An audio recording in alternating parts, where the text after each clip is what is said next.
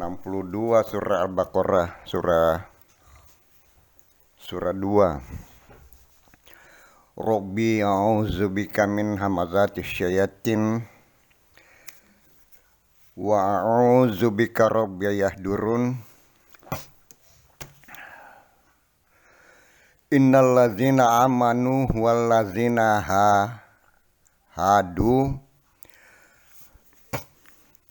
wan nasara wasabiina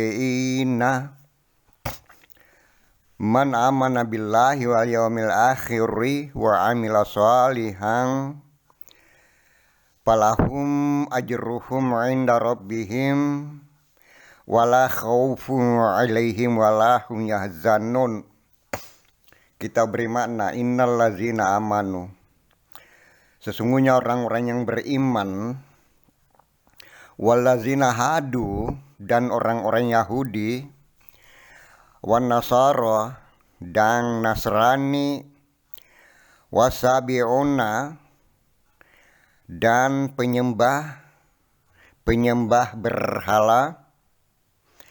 Man amana billah, siapa yang beriman kepada Allah, wal yaumil akhiri, dan hari akhiratnya, wa amila sholihan, dan beramal soleh atau mengerjakan kebaikan, amal yang baik, maka palahum, untuk mereka, bagi mereka, ajruhum, balasan inda rabbihim, di sisi Tuhan mereka. Jadi Allah akan membalas ya. Balasannya adalah wala khaufun alaihim, tidak ada rasa takut atas mereka, wala hum yahzanun, dan tidak bersedih. Ini bagaimana ini ayat?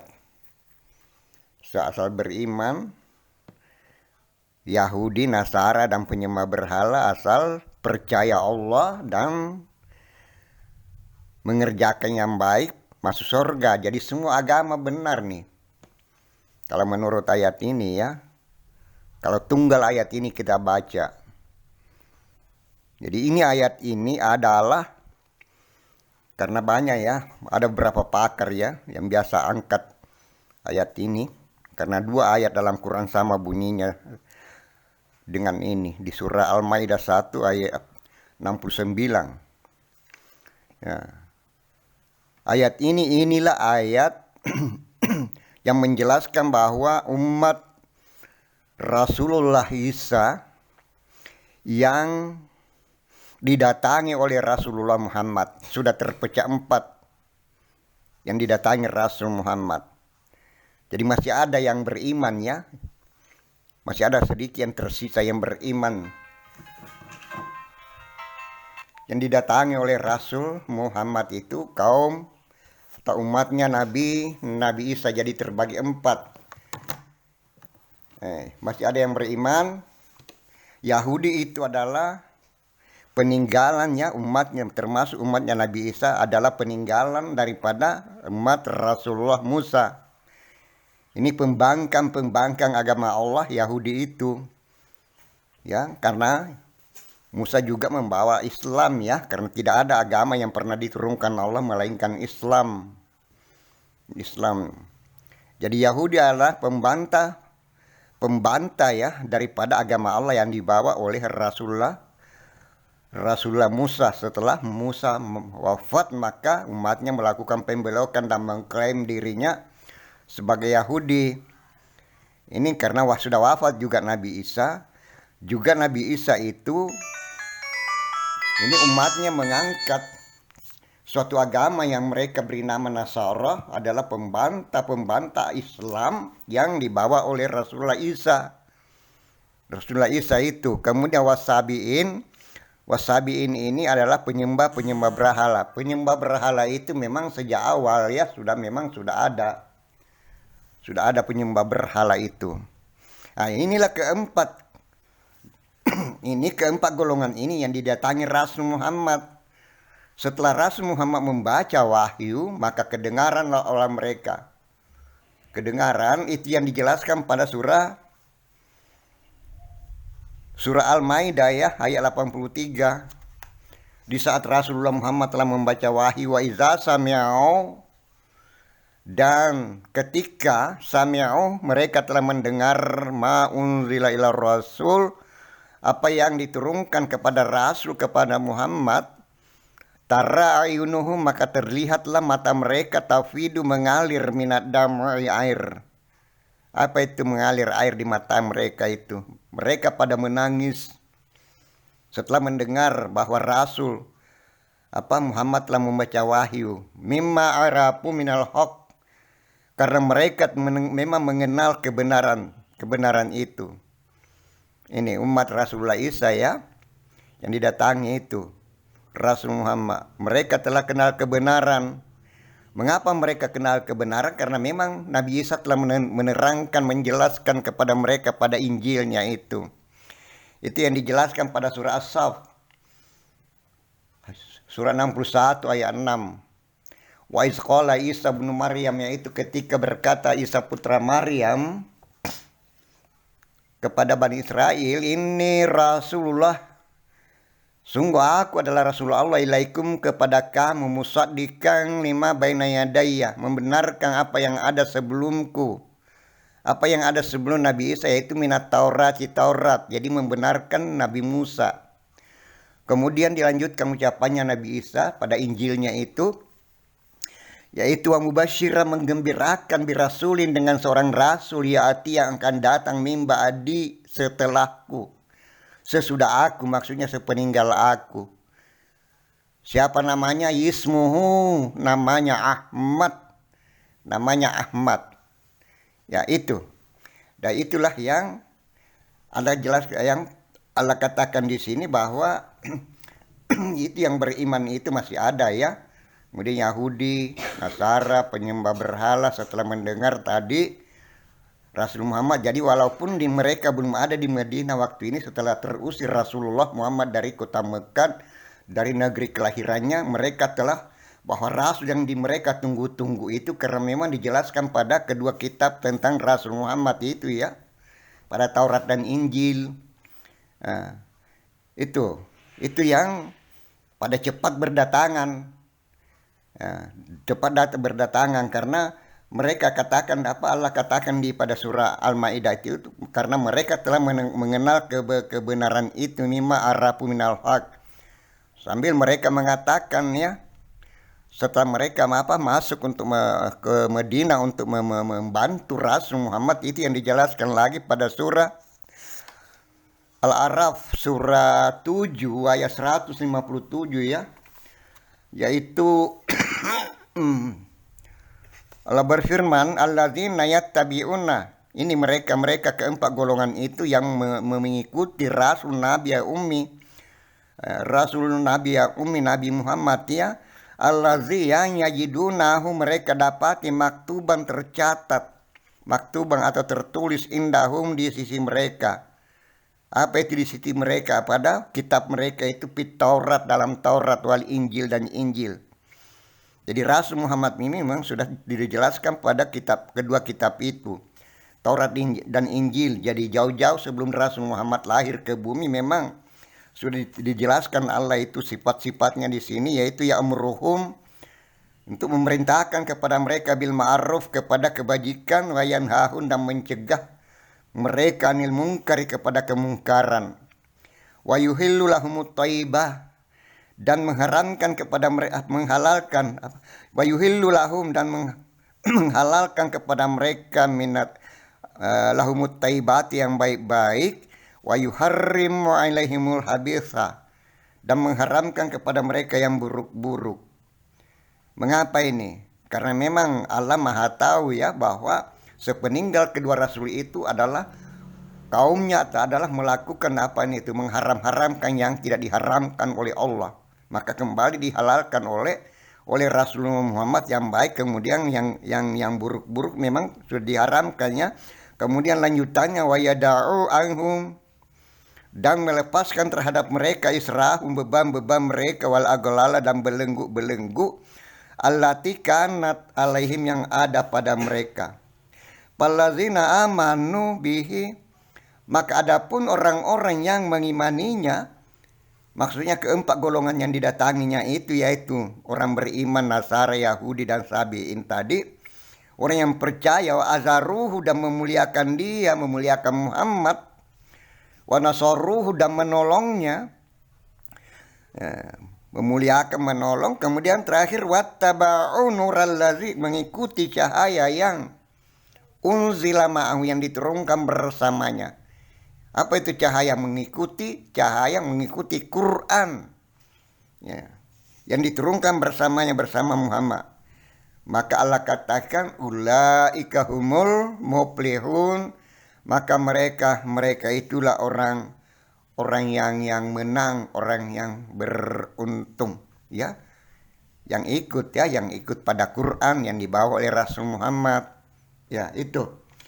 Jadi kalau kita ulang kembali bahwa innallazina amanu, sungguhnya orang beriman, wallazina hadu, dan orang-orang Yahudi, wan Nasara, dan Nasrani, wasabiina, dan penyembah berhala, man amana billah, siapa yang beriman kepada Allah, wal yaumil akhiri, dan hari akhiratnya, wa amila salihan, dan beramal saleh, mengamalkan yang baik-baik, maka palahum, bagi mereka, untuk mereka, ajruhum, balasan inda rabbihim, di sisi Tuhan mereka, yaitu wala khaufun alaihim walahum yahzanun, yaitu surga.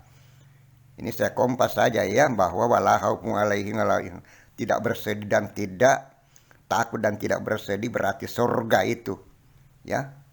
Dia punya balasan nanti di hadapan Tuhannya yang mau membantu Rasul Muhammad di saat Rasul Muhammad telah terusir dari negeri kelahirannya oleh orang Arab musyrikin Mekah, ya.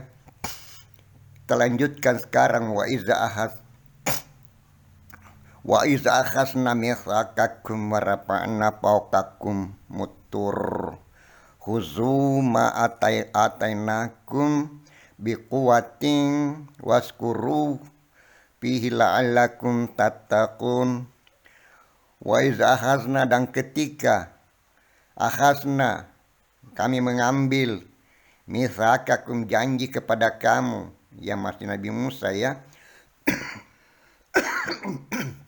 masih kaumnya Nabi Musa, warapana fawqakum, dan mengangkat fawqakum, di atas kamu, atur. Ini tur. Bagaimana terangkat, bagaimana ini gunung ini. Gunung Sinai, ya, Turisin. Lalu Allah katakan, huzu, ambillah ma'atainakum, apa yang kami berikan kepada kamu, biquwatin, sekuat-kuat kamu. Waskuru, dan ingatlah ma fihi, apa yang ada di dalamnya. Apa yang ada di dalamnya? Di dalam apa? Di dalam Taurat. Lalakum tattaqun, mudah-mudahan kamu bertakwa. Ini kaumnya Nabi Musa, ya. Jadi disuruh pegang erat-erat itu, pegang sekuat-kuat kamu apa yang ada padanya di dalamnya itu.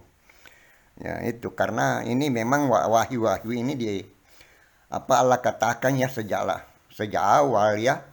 Sejak Nabi Adam memang Allah memerintahkan agar kamu pegang sekuat-kuatnya. Kalau untuk Rasul Muhammad memang Allah sampaikan kepada Rasulnya Muhammad pada surah berapa lagi itu? Surah Az-Zuhruf, surah 43 ya 43, pastamsik billazi uhiya ilaika.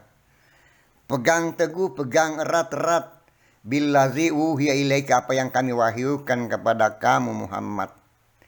Innaka ala sirati mustaqim, sesungguhnya kamu berada pada jalan lurusku.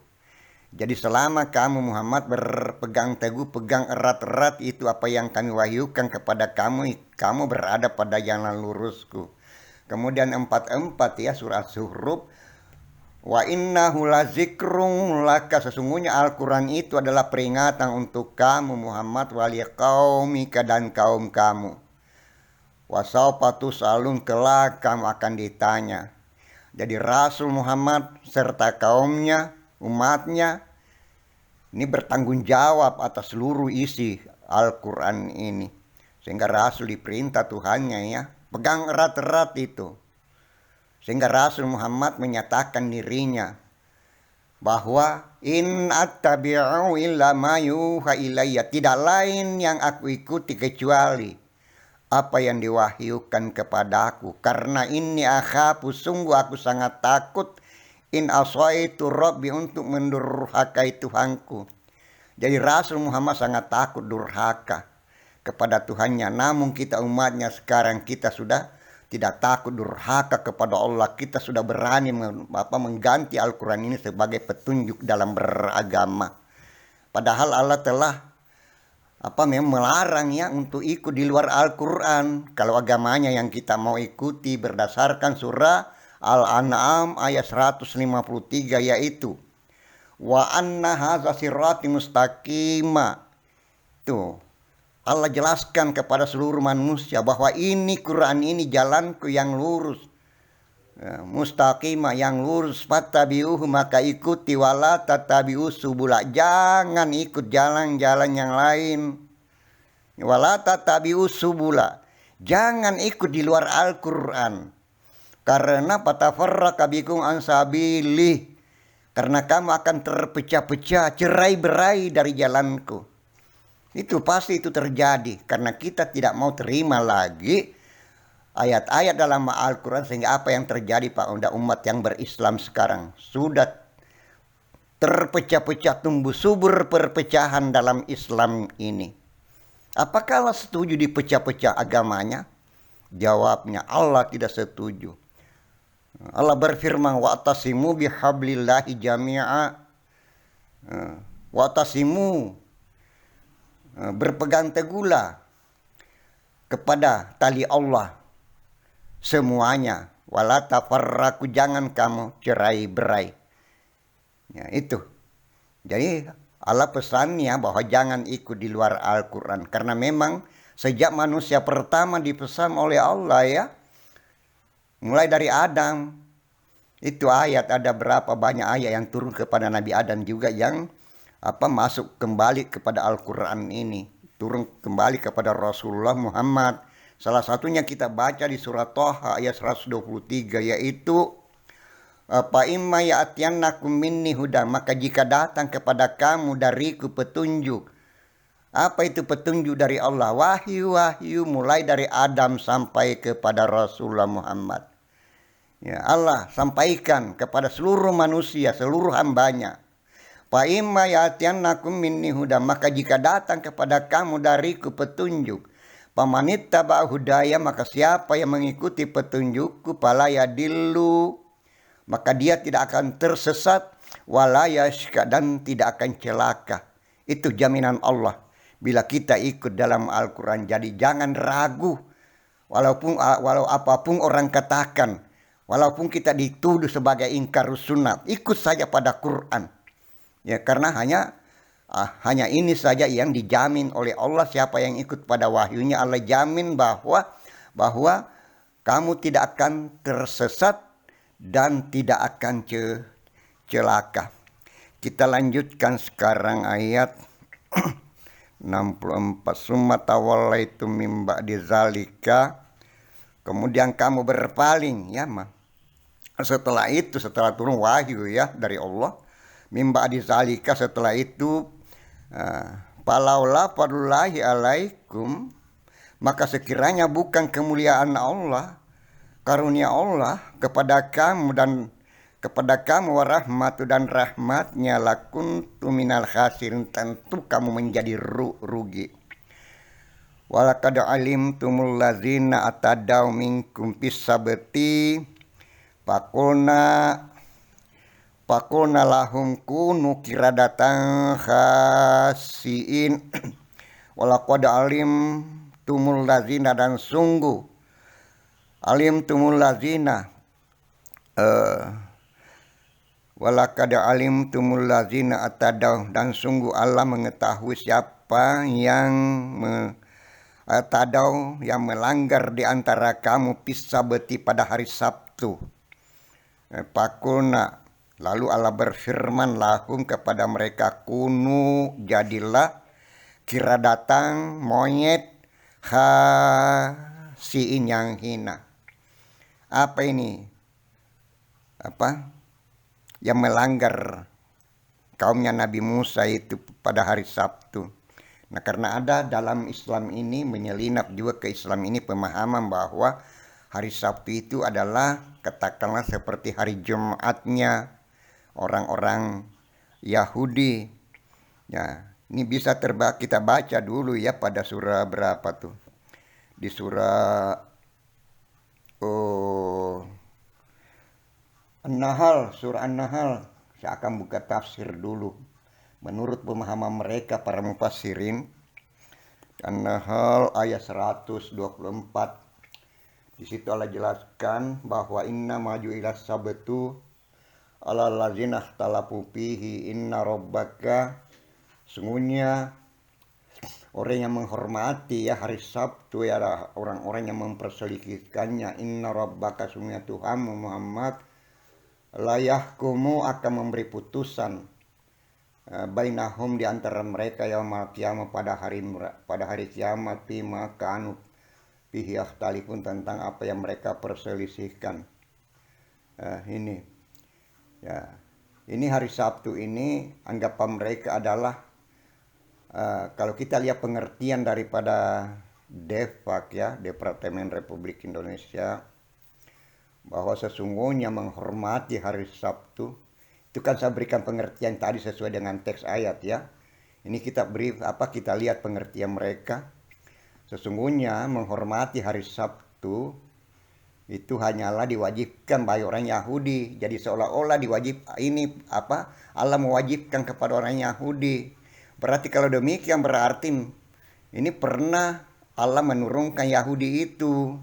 Padahal kita angkat tadi bahwa Yahudi itu adalah pembelokan agama Islam yang dibawa oleh Rasulullah Musa.